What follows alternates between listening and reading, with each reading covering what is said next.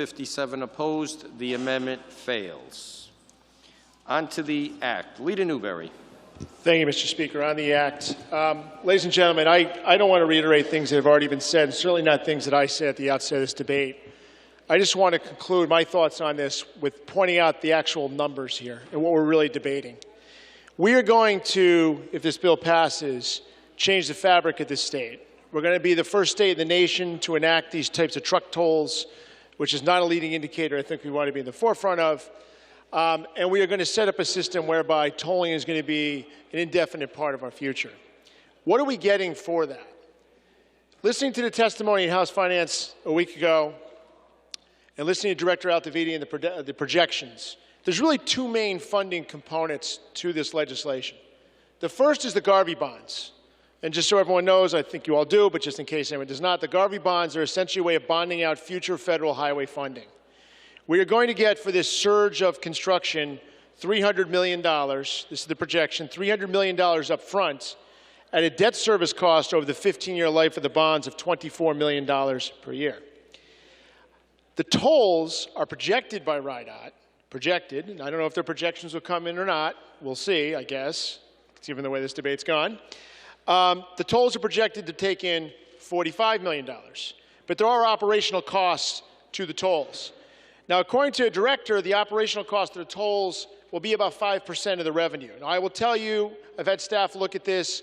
Tolling in other states shows that the operational costs are significantly higher than that, typically somewhere between 10 and 20%. However, in other states, they may have people working in the toll booths. They may be older systems. Presumably, this will be cutting edge. So just accepting a director's estimate as worded 5%, once you figure in operations losses, credit card fees, annual maintenance, you end up with around $4.5 million off of the 40. If you don't mind, I'm going to round that down to $5 million, round it up to $5 million. So basically, we're going to net $40 million from the tolls while paying out $24 million from the Garvey bonds, which means that for the next 15 years, this plan, if enacted, according to the projections we've been given, results in a net gain of $16 million per year. Those are different buckets of money. I understand the money to repay the Garvey bonds has to come out of one bucket, and the money for the tolls goes in a different bucket.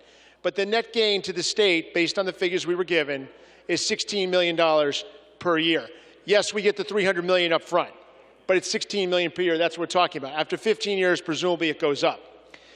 The thing that has frustrated me most in this entire debate is this. I do not think we need tolls in this state, but I understand there are people who genuinely do believe we need tolls, and we can have that debate, and we've had some of that. But I will tell you this. As I said, this bill is 13 days old. There are other options out there. As I said at the outset, I don't want to rehash everything, but they have not been discussed. Our plan found money in the existing budget. And yes, it gored a lot of oxes or sacred cows, or whatever metaphor you want to use.